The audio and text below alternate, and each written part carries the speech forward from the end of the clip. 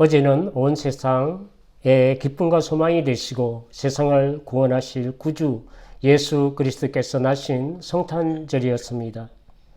하늘에 큰 영광이 되시고 또 기뻐 맞이하는 땅에 참 소망과 참 평화가 되십니다. 예수 그리스도의 그 나심은, 그 탄생은 믿는 성도들 뿐만 아니라 온 세상 사람들에게 기뻐함을 하시는 그 하나님의 은혜요, 하나님의 축복의 선물입니다. 기뻐하며 구주를 영접하고 임마누엘 하시는 그 예수님과 영원히 함께하는 그 복된 삶을 누리는 우리 모두가 되시기를 주님의 이름으로 축복합니다. 생명과 소망이 되시는 예수님은 하나님께로 마음을 두는 자에게 찾아오십니다. 예수님이 찾아오시고 만나는 사람, 이런 제목으로 우리가 함께를 은혜를 나누도록 하겠습니다. 오늘 본문은 사도행전 3장 19절부터 26절까지입니다. 오늘 본문은 하나님께서 보내신 그 메시아를 거부하고 십자가에 못 박여 죽인 것은 하나님께 용서받을 수 없는 엄청난 죄이기 때문에 죄에 대한 그 형벌과 하나님의 심판에 대한 두려움 가운데 가득한, 그 마음의 두려움으로 가득한, 심판에 대한 두려움으로 가득한 모든 그 백성들에게 구원에 이르게 하는 길이 무엇인지 베드로 사도가 설교하는 내용입니다. 그 첫 번째로 우리가 볼 것은 마음을 바꾸어 하나님께로 돌아가면 예수님이 찾아오신다는 것입니다.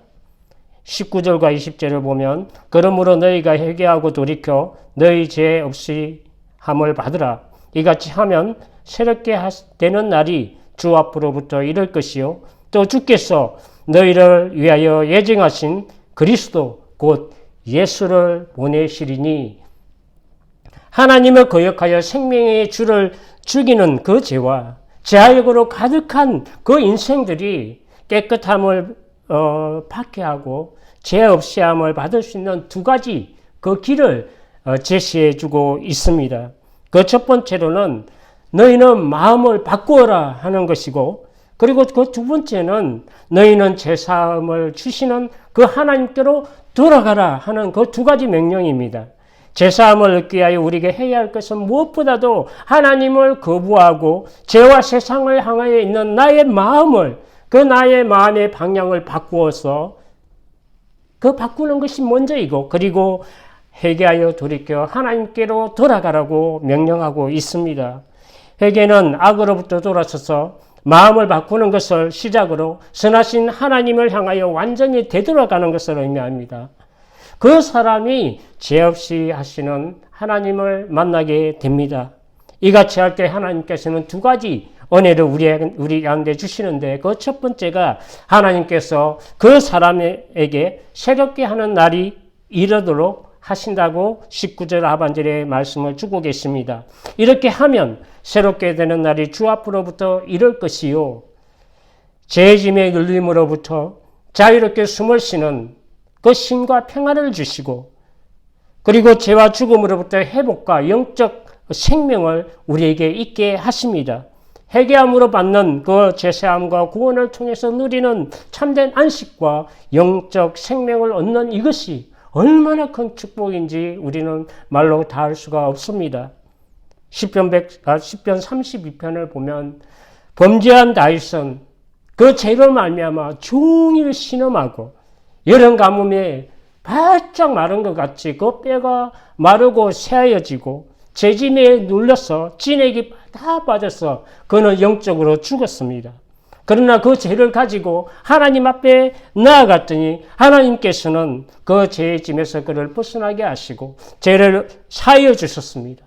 그래서 그는 이 놀라신 하나님의 은혜와 그 축복을 시로 노래하며 찬양합니다. 허물의 사함을 받고 자신의 죄가 가려진 자는 복이 있도다. 내가 입을 열지 아니할 때에 종일 신음함으로 내 뼈가 쇠하여졌도다. 주 예수니 주야로 나를 누르시오니 내 진액이 빠져서 여름 가뭄에 마름같이 되었나이다. 내가 이르기를 내 흠으로 여호와께 자복하리라 하고 주께 내 죄를 아뢰고 내 죄악을 숨기지 아니하였더니 곧 주께서 내 죄악을 사하였나이다. 하나님을 거부하던 그 죄인이 회개하고 돌이켜 하나님께로 돌아갈 때 하나님께서는 주시는 그 두 번째 축복이 바로 하나님이 예정하신 예수 그리스도를 우리에게 보내주신다는 것입니다. 20절을 보면 또 주께서 너희를 위하여 예정하신 그리스도 곧 예수를 보내시니니 마치 주인이 두려워하면 즉시 문을 열어주기 위해서 대문 앞에서 등불을 켜고 띠를 띠고 준비하여 기다리는 종과 같이 하나님께서는 하나님을 향하여 돌아오고 문을 여는 그 사람에게 하나님의 축복의 선물을 주시기 위해서 완전히 준비하고 기다리시는 우리 하나님의 모습입니다. 죄인이 회개하고 들어오기를 두 발을 벌려 기다리시는 하나님의 마음이요 하나님의 사랑입니다. 하나님을 거부하는 마음을 바꾸어 하나님께로 돌이키는 자를 위해서 예정하신 예수 그리스도를 우리에게 보내주시도록 항상 준비 완료 태세를 하고 계신 우리 하나님의 그 모습을 우리가 볼 수가 있습니다. 빛과 사랑의 주가 되시고 정말 생명과 소망의 그 예수님께서 나의 마음에 찾아오시는 그 길은 먼저 나의 마음을 바꾸어서 하나님께 돌아가는 것에 있습니다. 마음을 바꾸어 하나님께 돌아가면 빛으로 예수 그리스도께서 우리 가운데 찾아오셔서 죄 어둠에서 생명을 주실 뿐만 아니라 성령을 선물로 주시고 하나님 나라를 회복하게 하십니다. 사도행전 2장 38절에 말씀합니다. 베드로가 이르되 너희가 회개하여 각각 예수 그리스도의 이름으로 세례를 받고 제사함을 받으라. 그리하면 성령의 선물을 받으리니 이것이 하나님께서 세상을 지으신 창조 본연의 그 목적을 회복하는 것이고 예수님이 이 땅 가운데 오신 이유이며 하나님의 뜻입니다. 내 아버지의 뜻은 아들을 보고 믿는 자마다 영생을 얻는 이것이니 마지막 날에 내가 이를 다시 살리리라 하시니라. 마음의 생각과 중심을 하나님께 두는 것이 무엇보다 중요합니다. 죄를 짓지 않게 해서 우리가 노력하는 그것보다 매일 나의 삶에서 나의 마음과 영혼을 하나님께 두는 것이 죄를 멀리하게 하고 우리에게 생명이 있게 합니다. 그렇게 할 때 참 생명이 되시는 예수님은 우리 마음 가운데, 나의 마음 가운데 찾아오십니다. 두 번째로 우리가 볼 것은 주님의 모든 말씀을 듣고 순종하는 자에게 예수님은 찾아오시고 만나주십니다. 22절과 23절을 보면 모세가 말하되 주 하나님이 너희를 위하여 너희 형제 가운데서 나 같은 선지자 하나를 세울 것이니 너희가 무엇이든지 그의 모든 말을 들을 것이라. 누구든지 그 선지자의 말을 듣지 아니하는 자는 백성 중에서 멸망받으리라 하였고 하나님께서는 모세를 통하여 모세와 같은 선지자를 보내주실 것을 약속하셨습니다. 경건한 유대인들이라면 누구나 다 그 약속의 그 선지자가 백성들을 구원할 메시아임을 너무나 잘 알고 있습니다. 그래서 세례 요한이 참으로 낙타의 그 트롯을 입고 광야에서 석청과 메뚜기를 먹으며 독사의 자식들아 회개하라 천국이 가까이 왔느니라 외칠 때 수많은 경건한 유대인들이 그 광야로 나아갔습니다. 하나님의 선지자가 외치는 그 하나님의 말씀을 듣기 위해서 많은 사람들이 광야로 세례 요한을 보기 위해 나아갔습니다. 그러다 보니까 유대의 예루살렘의 대제사장들과 레위인들이 깜짝 놀랐습니다. 많은 경건한 사람들이 광야로 세례 요한을 보기 위해서 몰려가는 것입니다. 그래서 그들이 혹시 해서 사람을 요한에게 보냅니다. 당신이 모세가 말하여 했던 그 선지자냐고 물었습니다. 스데반 집사님은 돌에 맞아 순교하시기 전에 많은 유대인들 앞에서 설교하실 때 예수님은 모세가 예언했던 그 선지자임을 선포합니다. 예수님이 오병이의 표적을 행하셨을 때 표적을 본 그 많은 무리들이 예수님은 모세가 말한 그 선지자를 여겼다고 요한복음 6장 14절에 말씀합니다. 그 사람들이 예수께서 행하신 이 표적을 보고 말하되 이는 참으로 세상에 오실 그 선지자라 하더라. 베드로 사도는 모세가 자기와 같은 그 선지자, 하나님이 세우실 것이라고 예언한 그 선지자가 바로 예수 그리스도이심을 선포합니다. 예수님은 겉으로 소망하고 기다리신 그 메시아가 되심을 우리에게 말씀을 주고 계십니다. 그러므로 그 메시아의 말씀을 우리는 들어야 하고 듣지 않는 자는 심판에 이르게 된다고 23절에 말씀하고 있습니다. 예수님은 믿고 영접하는 자에게는 생명의 부활이 되시고 거부하고 받아들이지 않는 자에게는 영원한 심판의 부활이 되십니다. 내가 진실로 진실로 너에게 이르노니 내 말을 듣고 또 나 보내신 자를 믿는 자는 영생을 얻었고 심판에 이르지 아니하나니 사망에서 생명으로 옮겼느니라. 그러나 주님의 말씀을 듣지 않고 믿지 아니하는 자는 보내신 하나님의 말씀을 듣지 않는 것이고 믿지 않는 것이기 때문에 이미 심판을 받게 된다고 요한복음 3장 18절에 예수님께서 말씀을 주십니다. 그를 믿는 자는 심판을 받지 아니할 것이요 믿지 아니하는 자는 하나님의 독생자의 이름을 믿지 아니하므로 벌써 심판을 받은 것이니라. 우리가 구원과 영생을 얻게 되는 다른 길이나 다른 방법이 있을 수 없습니다. 오직 예수님을 믿고 그의 말씀을 따를 때 온전한 구원을 얻을 수 있습니다.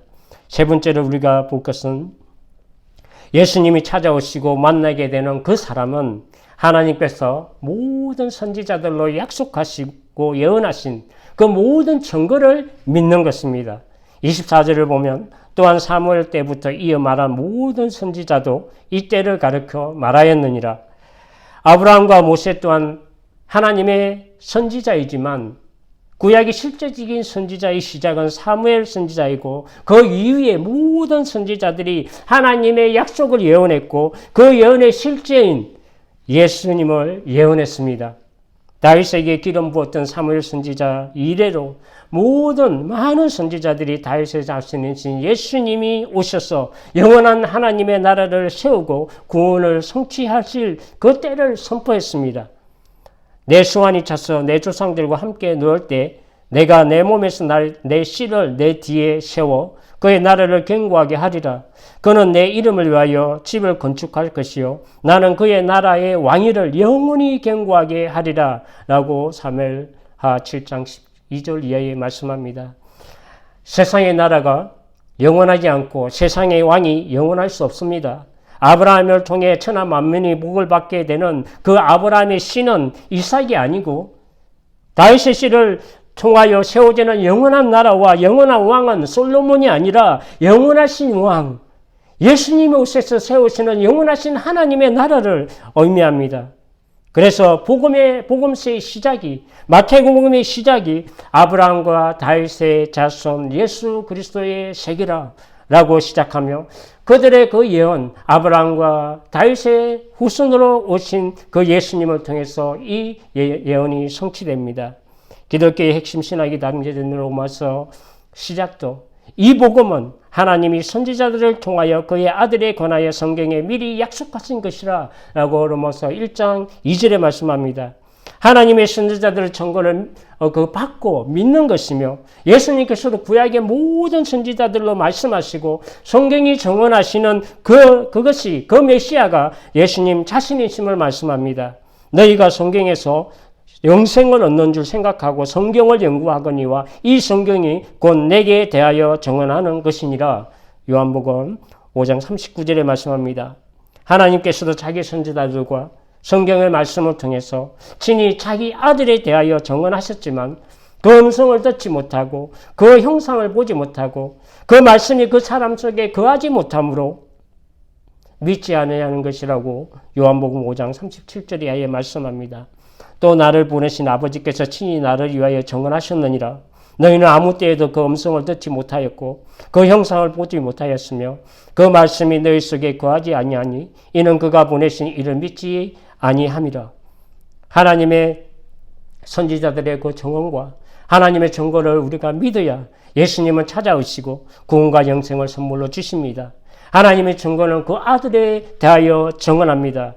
하나님의 증거는 이것이니 그의 아들에 대하여 증언하신 것이라. 또 증거는 이것이니 하나님이 우리에게 영생을 주신 것과 이 생명이 그의 아들에 있는 그것이니라. 아들이 있는 자에게 생명이 있고 아들이 없는 자에게는 생명이 없느니라.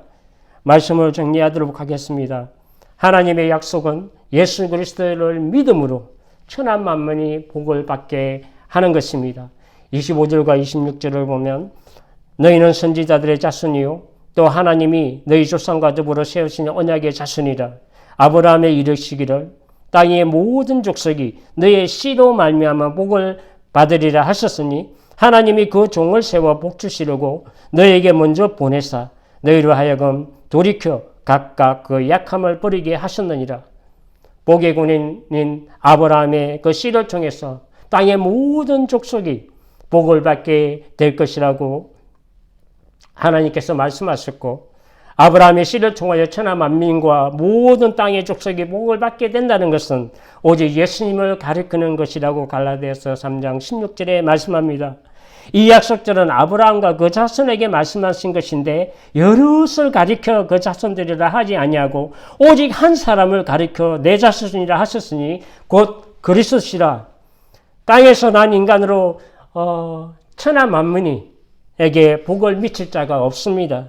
하늘에서 내려오신 오직 예수 그리스도만이 천하 만민에게 구원과 영생의 복을 주시는 분이십니다.